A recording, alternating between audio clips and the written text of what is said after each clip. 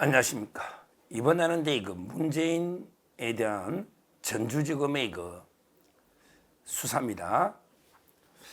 두 가지를 이제 제가 말씀드리고 싶은데, 하나는 이제 친문 의원들이나 특히 피의자들이 밖에서는 이게 엄청나게 떠들면서 공격하는데 검찰에 오면 전부 묵비권을 행사하는, 이 말은 이제 검찰에 수사 오면 전부 묵비권을 행사하고 밖에서는 엄청나게 여론전 떠들고 있는 이런 황당한 현상, 이 문제를 한번 짚어보고요. 그 다음에 이게 증거가 어떤 게 있는지, 지금 크게 보면 박석호라고 있습니다. 타이스타젯 대표였죠. 박석호에 대한 판결이 내려졌거든요. 그게 아주 결정타입니다. 박석호하고요. 그 다음에 한국의 이스타젯의 직원들 있잖아요. 노동자들이 전부 계속 검찰에 탄원을 내면서 이상직이나 이쪽을 공개하고 있습니다. 따라서 이제 이스타젯의 근로자들, 이분들의 정언이 결정탑니다. 그러니까 결국 문재인에 대한 전주지검의 수사의 핵심 증거는 박석호하고 이제 노조원들이다. 근로자들, 이런 증거 관계 두 가지를 말씀드리면, 먼저 이제 임종석이부터 보면요. 임종석이가 이제 내일 출두한다는데요. 내일 가가지고 진실을 밝히면 되잖아요. 임종석이가 이제 두 번 이제 아마 두 건 소환이 될 겁니다. 요건하고 이제 송철호 건인데, 이 건으로 내일 출석한데, 일단은 참고인이지만 가자마자 피해자로 바뀔 텐데, 임종석이가 이제 내일 가서 뭐라냐면 묵비권을 행사하겠다 이러면서요. 이러면서 오늘 막 언론에다가 엄청나게 글을 올려가지고 검찰을 비방하고 있습니다. 참 이게 황당합니다. 아니, 할 말 있으면 검찰에 가서 억울하면 설명하면 되지. 검찰에 가서는 묵비권을 행사하겠다 이러면서 오늘도 글 올려가지고 이런 말도 안 되는 정치 보복을 하는 게 말이 되느냐, 이런 식으로 강력하게 지금 임종석이가 올리고 있습니다. 뭐 처음에도 글을 지금 몇 번, 옛날에 처음 오랄 때도 글 올리더니 내일 이제 들어가니까 또 글 올린 거예요. 처음에도 먼지떨이 수사다 뭐 이런 식으로 계속 검찰을 공격하더니 오늘도 이제 그렇게 검찰을 공격만 하고 내일 가서는 묵비권을 행사하겠습니다. 이런 식으로 글을 올리는 거예요. 임종석이가. 참 황당하잖아요. 그 다음에 서창호는요. 원래 문재인의 공범이 전사의 서창호잖아요. 서창호는 이제 올해 초에 조사를 받았는데 3번이나 묵비권을 행사했다. 3번이나 묵비권을 행사한 거예요. 3번이나. 아니, 억울하면 가서 설명을 해야지. 왜 묵비권 행사하면 이게 죄가 없어집니까? 밖에서는 그렇게 떠들면서 검찰만 가면 꿀먹은 벙어리처럼 묵비권 행사하는, 대부분 이래 조사받은 사람 중에 상당히 묵비권 행사한데 이게 말이 됩니까? 밖에서는 이번에 친문 의원들 한 30명이 나섰잖아. 30명이. 김영배, 정태호, 고민정, 윤건영, 민영배, 이용선, 진성준, 이런 30명이 나서가지고 왜 또 정치 탄압하느냐, 망신주기 하느냐, 그러면 대통령 사위는 취업도 못하면 다 굶어 죽어야 되냐, 월급 못 받으면, 이렇게 떠들고 있어요. 이게 대통령 사위는 다 굶어 죽으라는 겁니까? 저하고 제일 친한 친구 중에 한 명이 이명박 대통령 큰 사위가 삼성전자의 부사장인데 누가 뭐랍니까? 그게 뇌물이래? 아니, 검사하고 변호사하고 실력이 있으면 삼성전자 부사장도 하고 사장해도 일을 해야 되냐? 서창호가 일을 했느냐고. 일을. 서창호가 출근도 안 하고 아무 일도 안 하고 비행기 빗자도 모르는 놈이 그냥 월급만 준 거 아닙니까? 뇌물로. 일을 했느냐고. 일을. 그러면 아무 일도 안 하고 대기업에 그냥 전무해가 월급 몇 억씩 받아가도 대통령이 사이면 괜찮으냐고. 아니, 민주당 의원들 입이 있으면 한번 이야기해보라고. 아무 일도 안 하고 그냥 로비 창구처럼 해가지고 이게 그냥 월급을 몇 억씩 받아가도 되느냐고. 그리고 이상재가 중진공 이사장 되자마자 4개월 뒤에 전무하는데 그때 미리 중진공 직원들을 다 태국에 보내가 학교 알아보고 집 알아보고 다 해줬는데 중진공이라는 데가 그런 게 서창호 문재인 사이 집 구해주고 학교 구해주고 이런 조직이 아니잖아. 그럼 미리 다 이상적으로 미리 내정해놓은 거 아니야. 그러면 공모 절차는 왜 하는 거야? 말도 안 되는 짓거리 하고 있잖아 지금. 어디서 이게 30명이 옛날에도 이게 뭐 이원석한테 정보를 받은지 마는지 그때 윤상현 의원이 그랬잖아. 옛날에도 갑자기 이창수가 서울로 가니까 27명이 들고 올라가 막 떠들어가 난리치더니 이번에는 이제 임종석이 부르니까 30명이 들고 올라가 지금 떠들고 있잖아. 어디 비교할 걸 해야지.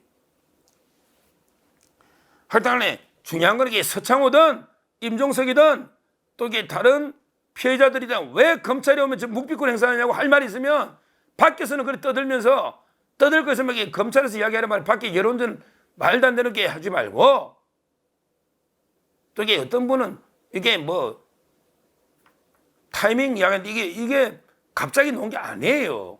4년 전에 고소돼가요. 그 전에 검사장이 지금 5번째래요. 4년 전에 고소해가 처음에 배용원 검사장, 배용원, 그 다음에 문성인으로 바뀌었잖아요. 문성인, 문재인이하고.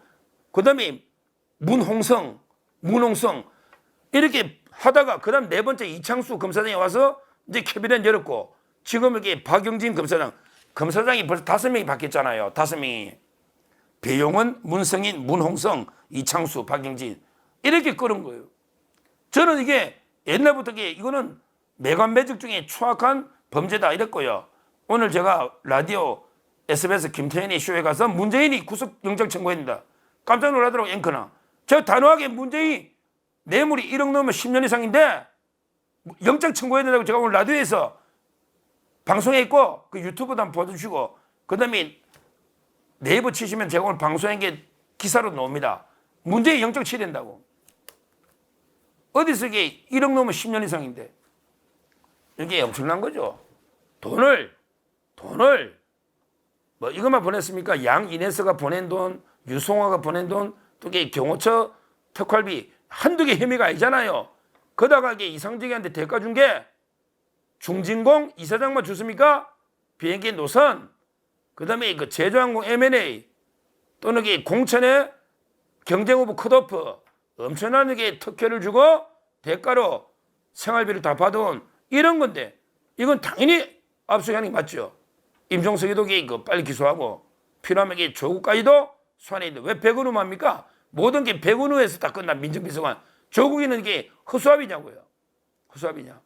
이렇게 첫째 말씀드리고 그 다음에 여기에 결정적인 증거가 바로 이제 박석호하고 노조원입니다. 노조원들이 계속 이거 문제 제기하는 거예요. 왜? 605명이 잘린 거예요. 노동자 정리하고 605명이 이상적이기 때문에 이상적이 이자가 이 돈을 몰래 빼돌려 가지고 태국으로 이렇게 빼돌렸잖아. 자기들에게 아무 지하고 무관한 것처럼 이거 태국 항공이다. 우리하고 무관하다. 말도 안 되게 돈을 몰래 빼돌린 게 이상적이 아닙니까?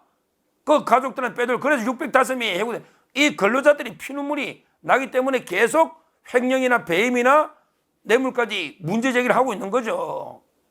그러니까 근데 이상적이가 계속 추가 기소돼 가지고 재판을 받고 있는 거예요. 특히 지금 이제 검찰의 설명대로 하면요. 수사가요. 검찰은 이제 어떻게 수행했냐. 제일 먼저 이제 이상적이 횡령 배임 수사했죠.